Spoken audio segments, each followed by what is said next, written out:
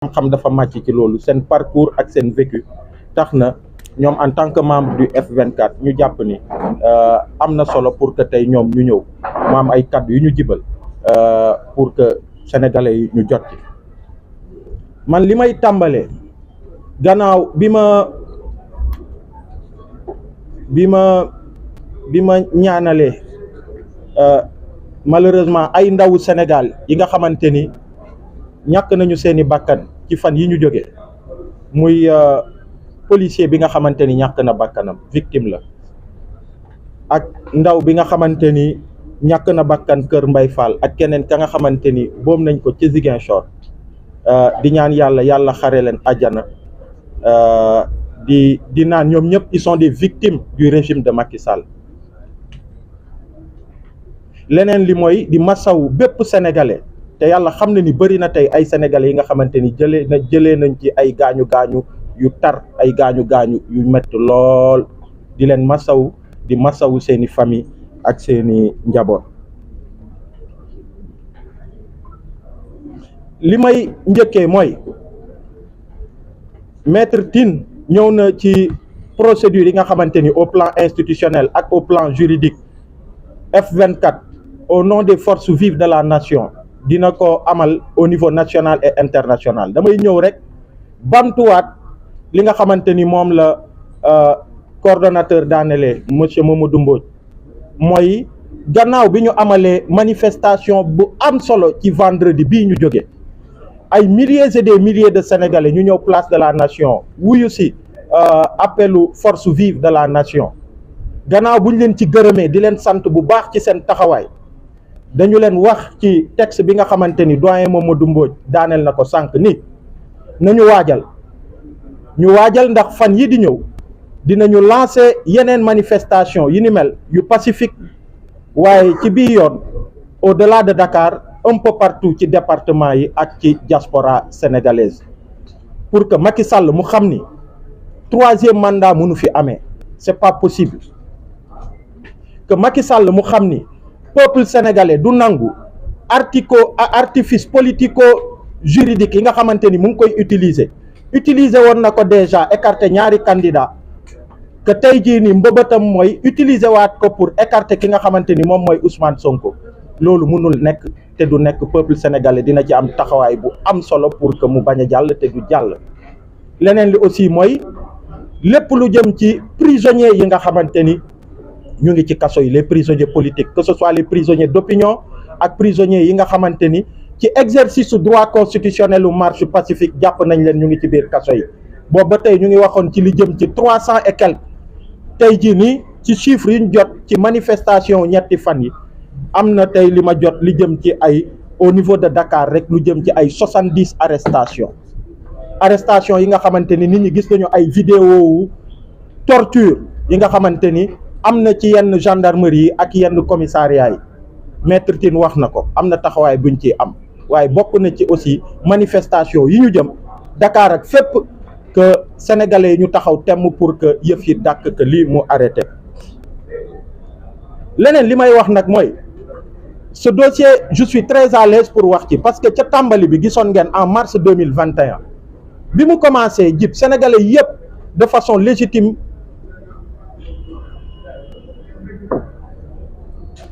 sénégalais yëpp de façon légitime jàppoon nañ ni bu amee sénégalaise doomu réew mi nga xamante dafa tuumal beneen doomu réew, yoon la justice mu def ci liggéeyam. waaye bi ñu gisee machine judiciaire bi mu tàmbalee ni mu àmbale woo di salfaañe ay droit wu citoyen sénégalais, nit ñi dañu taxaw temm ne loolu du fi amee, il faut que yëf yi mu jaar yoon. ñu forcer bugg accélérer sénégalais yi ñu taxaw temm, loolu moo indi woon manifestation yi ngeen gis, ay manifestation yu tar, mu am ay sénégalais yuñ ci boom ci lu toll ci 14 sénégalais yi ci ñàkk seen bakkan. manifestation yi dem ba toll fi nga xamante ni peuple bi amoon na nu muy demee, mu wéy ci loolu rek dinañu dugg ci li nga xamante ni ñaanaluñ ko réew mi, yenn situation d'instabilité yi nga xamante ni am na ci yenn réew. mu am ay kilifa diine yu ñëw, mu am ay jéego yu ñu dox ba peuple sénégalais à travers mobilisation boobu mu taxaw ci vraiment worma gi ñu am ci kilifa diine gi nga xamante ni mooy sëñ Mountakha Mbacké. waaye gis ngeen Macky Sall respecté wul lenn ci ay engagement am amut lenn ndax arrêté wul dafa reculer dem gànnaayu jël ay nervi jël yenn ñi nga xamante ni ay jegeñaalem lañu ñu feesal leen ci ay forces de défense et de sécurité loolu moo indi yenn situation yi am. Quand on parle d'un élément de gendarmerie bi nga xamante ni mu ngi doon manipuler arme mu li ci am mu am ci mais parce que y a tellement de sénégalais yi nga xamante ni parfois c'est des nervis qui opéraient aux côtés des forces de défense et de sécurité di def naka su dul noonu léegi dañ leen jël dugal leen ci biir ñuy def naka su dul noonu di continuer di wéyal pratique yi nga xamante ni ñoom lañ doon pratiquer. loolu noonu moo ñëwaat dabaat ñu jël Sénégal mu mel ni yenn pàccu Sénégal yi day mel ni bande de Gaza c'est-à-dire armée wu Israël ni mu ñëwee assiégé di noot palestiniens yi boo demee ci yenn zone yu mel ni ay nu mu tuddati Ngor ak yeneen zone Dakar yëpp dañ ko kii ak ay forces de défense et de sécurité sénégalais yi xamuñ luñ def donc ci loolu la ñu toll ñu yëkkatiwaat mbir yi et le principal concerné Ousmane Sonko je pense que mu ngi ci texte bi mais il a fait une déclaration pour wax ni moom sonn na ci justice bi nga xamante ni saa yu ko convoqué ci yoon bi lu ne lay kii bi ci mujj hôpital la mujjee mu ne du wuyu ji justice bi nga xamante ni bu ko convoqué du garantir sécurité am mais yaa xayti bu dee rek Macky Sall ak ñi mu àndal nguur gi jàmm rek lañ bugg ci réew mi mais dañuy teg ay garanties yi nga xamante ni day doon des garanties sur sa sécurité mais defuñu ko li ñu def mooy procureur Ali Ndaw li mu wax ak maître Tine li mu wax mooy en flagrante violation des lois et des règlements du pays ñu dem au niveau de Ziguinchor gis ngeen c'est un champ de guerre loolu lañ ne ni il faut que mu taxaw di ci yokk nag gis nañu ni et loolu c'est des faits graves au-delà de la torture tey dañuy gis ay jegeñaale wu Macky Sall nekk ci réseaux sociaux yi diw boppam neexuma rek ñu signalé ko ne kii lii ak lii la def ñu dem ñu jàpp ko tey jii nii am na benn image bu nekk di circuler ci Ernest Dieng bi nga xamante ni tey réseaux sociaux bi yëpp à l'unanimité ay témoignages yu am solo yu positif la ñu am ci moom kenn xamut fu mu nekk parce que rek benn jegeñaalewu nguur gi tagge na ko ne ni moom moo def lii ak lii ak lii tey disparaître na kenn gisu ko kenn xamut fu mu nekk ku mel ni Modou Ndiaye bi nga xamante ni moom mooy responsable Bambey TV dik dafa dem cueillir ko juste parce que dafa nekk ci réseaux sociaux yi yor fa benn page di diffuser ay informations parce que justement lu bari ci médias classiques yi malheureusement dañu déserter seen rôle dafa am benn spirale silence bi nga xamante ni dañu ko bëgg installer sur ce qui se passe à Ziguinchor et ailleurs dans le pays bu dul woon tey nu mu tuddati le journalisme citoyen bu dul woon les web TV yi ngeen doon ñi ci ëpp ci yéen mais kenn du xam ni mu demee et on nous a dit que am na benn papier wu RFI xawma pour am yenn information ils sont allés chercher des infos ci ay médias yi nga xamante ni Burkina Faso la ñu bàyyeekoo vous pensez que loolu yoon la et aujourd'hui on voit quelqu'un comme Modou Ndiaye muy relayer ce qui se passe on va aller le chercher à Bambey ñu indi ko ici au niveau de la division des investigations criminelles Ndeye Bati ñaa soxna soosu su jàmbaare Maty Sall ñaa gis naa benn postam bi mu def jàmbaare ne bu ngeen di lire sam poste bi dina fekk peut-être ñu jàpp ma mais nañu xam ni info yi ma doon joxe nit ñi dinañu wëyal di éclairer sénégalais yi sur ce qui se passe dans ce pays et qui est anormal et je ne parle même pas de journalistes yi nga xamante ni léegi on voit dans ce pays une journaliste qui travaille des populations yu ñuy persécuter en Ngor mu koy joxe en live parce que yenn médias yu bëri dañu déserter de leur rôle ñu bëgg installer cette spirale du silence là ñu koy woo en direct di ko menacer loolu fan mais où est-ce qu'on est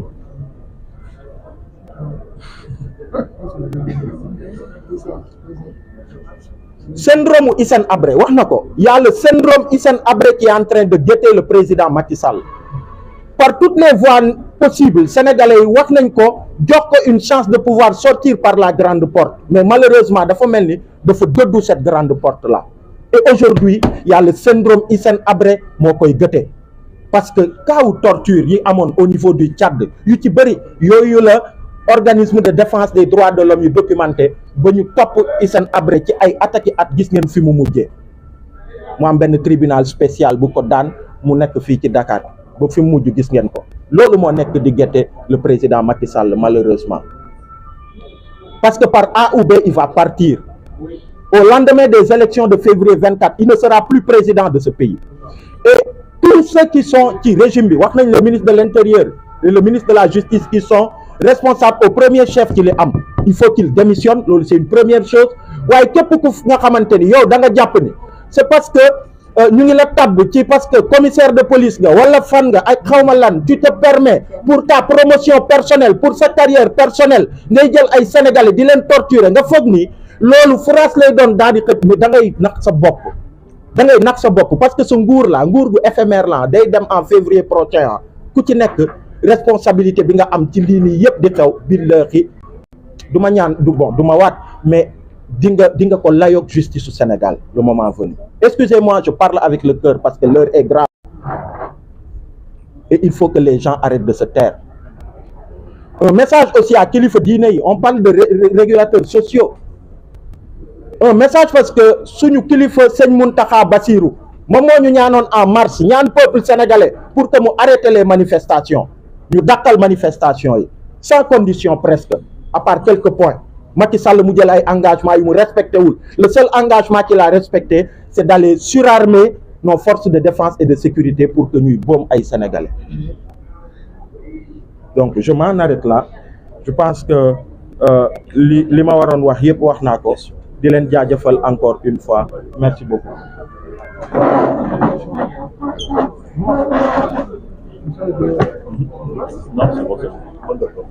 Bon, un dernier intervenant avant les questions, Fatou Blondin. Fatou Blondin. Je pense qu'on peut même se passer. Merci. Merci beaucoup.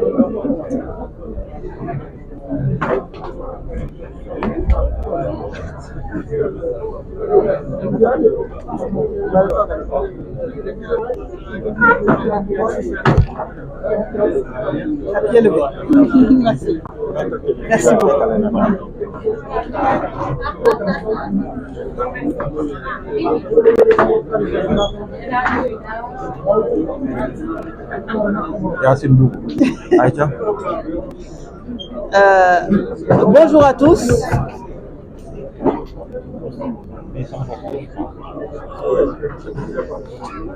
Bonjour à tous et merci d'être venus. Je pense que pour le fond et la gravité de la situation, tout le monde sait que là où on est sur la mauvaise pente. Et tout le monde est inquiet, angoissé et je dirais même psychologiquement atteint, tellement l'avenir est incertain pour le Sénégal. Moi, je voudrais parler de maintien de l'ordre. Parce que ce débat de maintien de l'ordre ne concerne pas que le Sénégal. C'est une tendance depuis un certain nombre de temps dans presque tous les pays. Sous prétexte de terrorisme, sous prétexte de propagation du Covid, on a aliéné les libertés des gens, on en a profité pour confisquer beaucoup de droits des citoyens et on veut nous faire accepter que c'est pour notre bien. Non, c'est faux. On nous contrôle via les applications, on contrôle nos paroles et il est permis d'appréhender, de préparer et même à partir du moment où on suppute qu'il va se passer quelque chose, tout est permis et vous entendez n'importe quel Sénégalais devant des forfaits dire force reste à la loi. On se demande même quand il dit ça, est-ce qu'il sait de quoi il parle? Parce que tout n'est pas permis en maintien de l'ordre. Il y a des armes qui sont interdites. Ce n'est pas normal d'utiliser ça contre la population. Il y a des situations qui ne sont pas permises. Il y a des droits des citoyens, quel que soit le délit qu'on ait commis, qu'on a pu commettre, on est présumé innocent et à ce titre, on a des droits qu'on doit respecter. Et ça, il faut que les Sénégalais prennent cette habitude de se dire que c'est pas parce qu'on a commis une faute qu'on n'a pas de droit et qu'on accepte certaines choses. Et c'est valable aussi pour vous. Parce que j'entends dire que montrer en direct des événements, c'est se comporter comme la radio des 1000 collines. Et je dis que voilà que nous sommes chez nous et que nous entendons ce qui se passe en Ukraine ou au Soudan et que nous ne savons pas qu'en Ngor, il se passe des choses, en Casamance, il se passe des choses. Donc il faut que qu'on se dise que quelle que soit la situation, on a des droits et ces droits-là, il faut les revendiquer. Il faut même aller les chercher, y compris par la force, si tant est que ceux qui nous gouvernent ne respectent pas ces droits-là. C'est un droit. Donc, pour dire que dans le cas d'espèce, ces morts, leurs parents, parce que pour la plupart sont des enfants, mais sont dans le désarroi. Parce que le cas le plus touchant, c'est le cas de Maïfal. Quand on entend son papa parler, quand on voit sa famille, mais on est complètement déchiré. On se demande, mais à quoi ça mène tout ça? On se demande, est-ce que ça vaut le coup? Est-ce qu'il ne faut pas tout arrêter? Mais non, parce que ceux qui ont fait ça ne vont pas s'arrêter parce que nous, on est raisonnables. Ceux qui ont fait ça ne vont pas s'arrêter parce qu'il y a des gens qui essaient d'amener la paix, qui essaient de distiller un discours pour calmer la situation. Au contraire, cette peur, ces appréhensions les nourrissent et les renforcent et leur donnent l'impression qu'ils peuvent encore aller plus loin et que rien ne se passera. On en est là. On en est là. Donc, il est de très bon augure qu'ils sachent qu'il y a des procédures judiciaires qui sont en place. Et si, comme le pétrole et le gaz, ce sont des dossiers qui sont encore sous le coude,